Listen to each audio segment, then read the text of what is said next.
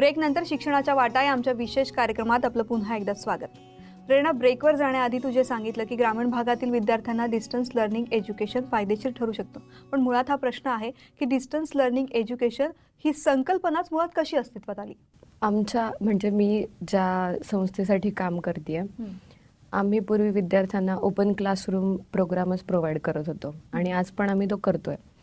पण प्रत्येक वेळी हे शक्य नाही होऊ शकत की आपण विद्यार्थ्यांपर्यंत पोचावं किंवा विद्यार्थ्यांनी आपल्यापर्यंत पोचावं.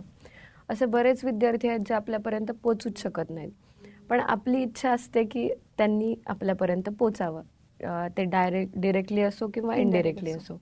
नीट आणि जेईई लागू झाल्यानंतर आमचे संस्थेचे संस्थापक अध्यक्ष, एज्यू रिलायन्स लातूर पॅटर्नचे निर्माते प्राध्यापक उमाकांत होनराव सर हे भंडारा, गडचिरोली, चंद्रपूर, धुळे यासारख्या आदिवासी भागांमधनं संस्थेच्या कामासाठी गेलेले असताना तिथे काही गोष्टी निदर्शनास आल्या की बाबा राष्ट्रीय स्पर्धा परीक्षा आल्या आहेत पण संस्था अपग्रेड झालेल्या नाहीयेत, तिथे शिकवणारा शिक्षक अपग्रेड झालेला नाहीये आणि विद्यार्थ्यापर्यंत आपण जे पोचवायचे ते पोचवूच शकत नाही आहोत.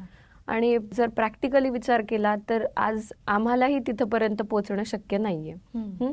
मग हा विचार करत असतानाच असं वाटलं की मग इनडिरेक्टली का होईना आपण या विद्यार्थ्यांच्या मदतीस आलं पाहिजे.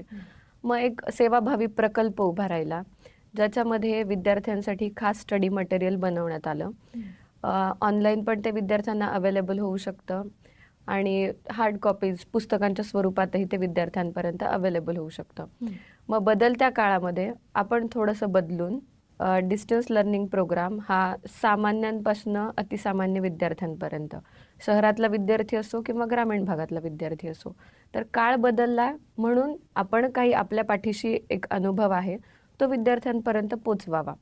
आणि मग यातनंच ही संकल्पना अस्तित्वात आली आणि गेल्या वर्षभरामध्ये आम्ही याच डिस्टन्स लर्निंग एज्युकेशन प्रोग्रामसाठी काम करतोय.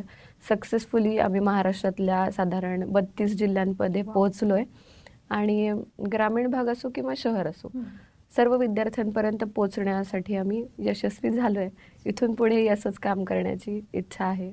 प्रेरणा, डिस्टन्स लर्निंग एज्युकेशन हा सेल्फ स्टडीचा पण भाग आहे का? हो, नक्कीच. डिस्टन्स लर्निंग एज्युकेशन हे आपण फोर्सफुली राबवू नाही शकत. ज्याची इच्छा आहे तोच काहीतरी ॲडिशनल मिळावं किंवा मी ते वाचावं, अभ्यास करावा अशी विद्यार्थ्याचा प्रयत्न असतो. आणि मग या प्रयत्नातच सेल्फ स्टडी हा डिस्टन्स लर्निंग प्रोग्रामचा सगळ्यात महत्त्वाचा पार्ट आहे असं मला वाटतं. कारण विद्यार्थी स्वतःच्या घरात बसून आहे, घरात बसलाय, स्वतः राहतोय त्या शहरामध्ये राहून, स्वतःच्या घरात राहून, ज्या इन्स्टिट्यूटमधनं तो, ज्या कॉलेजेसमधनं ज्युनियर कॉलेज फॅसिलिटी घेतोय तिथे राहून तो स्वतःला अपग्रेड करायचा विचार करतोय.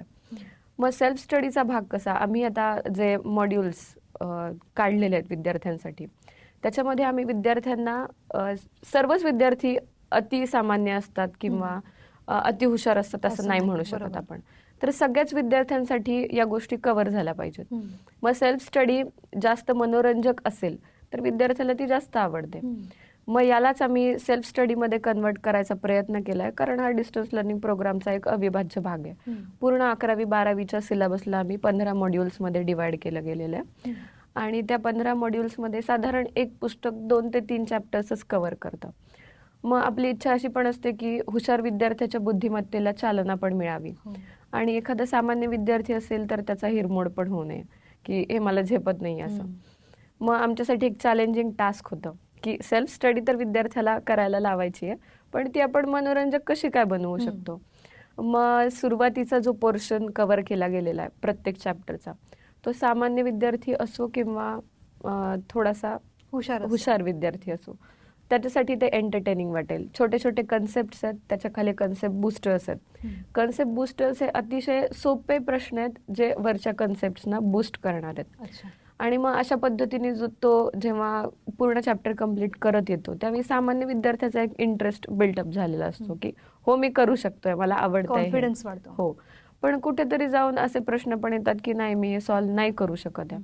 मग हुशार विद्यार्थ्याच्या बुद्धिमत्तेला चालना कुठून मिळणार, तर त्याच्यासाठी पुढचा नेक्स्ट पोर्शन डिझाईन केला गेलेला आहे. मग सेल्फ स्टडी मनोरंजक व्हावी आणि डिस्टन्स लर्निंग प्रोग्राम योग्य पद्धतीने विद्यार्थ्यांपर्यंत पोचावा म्हणून काही गोष्टी राबवण्यात आलेल्या आहेत आमच्याकडनं. आणि सेल्फ स्टडी हा याचाच एक पार्ट आहे डिस्टन्स तू लर्निंग जे आता सांगितलेस त्यावरून एक लक्षात आलंय, संकल्पना कळलेली आहे, फायदा कसा आहे ते पण कळलंय. पण एक प्रश्न असा पडलाय की डिस्टन्स लर्निंग एज्युकेशन हे वैध आहे का? प्रश्नाचा विचार केल्यानंतर आपण ज्यावेळी शिक्षणाचा विचार करतो त्यावेळी आपण कुठल्याच पद्धतीचं शिक्षण अवैध नाही ठरवू शकत. बरोबर. शिक्षण हे सगळ्यांसाठी खुलं असावं, त्याच्यासाठी मार्ग कोणता का असेना. आपण डिरेक्टली पोचू, इनडिरेक्टली पोचू, जसं हवं तसं पोचू, पण शिक्षण हे सगळ्यांपर्यंत पोचलं पाहिजे. आणि डिस्टन्स लर्निंग प्रोग्राम हा वैधच आहे आणि योग्य पद्धतीने तो फक्त विद्यार्थ्यांपर्यंत पोचावा.